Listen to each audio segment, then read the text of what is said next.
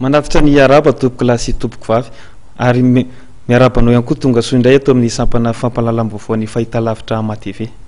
Nanao hetsika hafanairana androany ireo mpikapoka vato eny amin'ny kariera Ambomahitsy. Mitarena izy ireo amin'ny fahaveresan'ny asa. Fanadidina raha tsika amin'ny vola ravavy sy Tsiry Rakotoarson.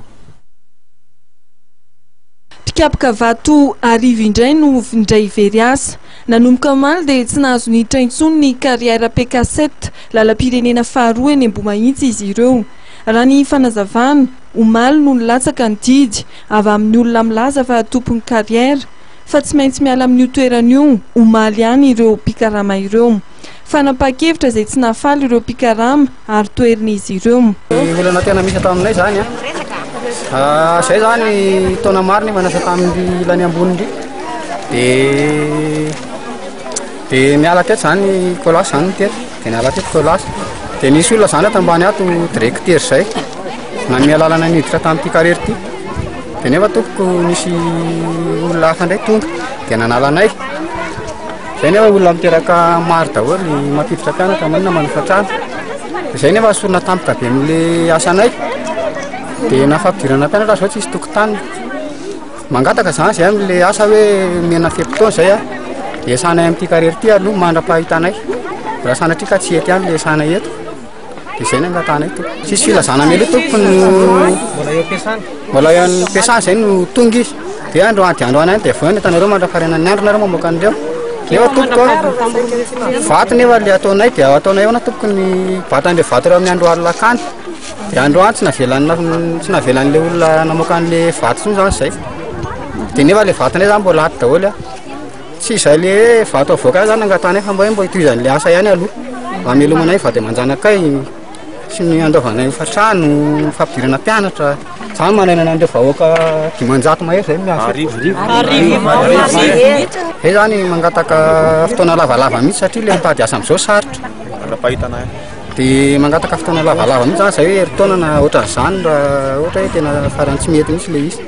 zay vao mba asorona hiala teo. Ny fikapohana vato no fitom-piveloman'ireto fianakavian'ireto tsy ny lehilahy ihany fa na dia ny zaza amam-behivavy aza dia mirotsaka manao ny asa manomboka amin'ny 7 ora maraina hatramin'ny 5 ora hariva. Fitaovana tsotra no entin'izy ireo manao ny asa. Raha ny nambaran'ireo mpikapoka vato eto amin'ny kariera PK7 RN2 eto Ambomahitsy dia eo amin'ny 504 ariary isan'andro no vola azon'izy ireo ary miantoka amin'ny fiainan'izy ireo rehetra. Eto mihitsy tompoko ny fivelomako efa hatramin'ny rahalahy ny zanako eto ny famelomako an'ireo zanako ireo na ny fianaran-janako raha zao tsisy tokotany satria tapaka tanteraka zany ny asanay ny mba hitizany ny asa zany ny tanjonay tsisy tokotany aloha zany zao ny anay fidiran'ny mpianatra satria zay tampoka be taminay le hoe mijanona ny asa dia tsisy tokotany ny anay fidiran'ny mpianatra aloha zany aloha amin'izao ny klasin'ny zanako zao any 7e zanako voalohany dia 10e dia 12e dia indray mbola ity babeko ity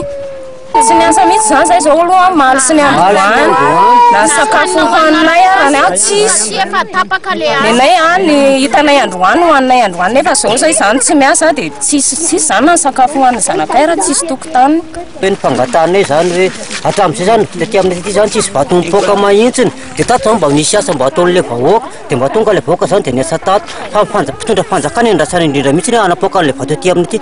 zay fotoka volomanay ety dia mangataka tompoko zay mba vaoaminareo voninahitra mba aloha zay mba hiasa. Ny vorin'reto vahoaka maro be reto zany dia nitohizan'le asa zay zany tena tiana tongavana fa mijaly le vahoaka betsaka be eto nefa zareo miteny hoe ho ajanona le kariera dia hoay zareo vahoaka ireo dia hangalatra ve izy. Mitaky arak'izany ny ahafahan'izy ireo manohy ny asa ny mpikapoka vato eto amin'ny kariera PK7 lalam-pirenena faharoa eny Ambomahitsy.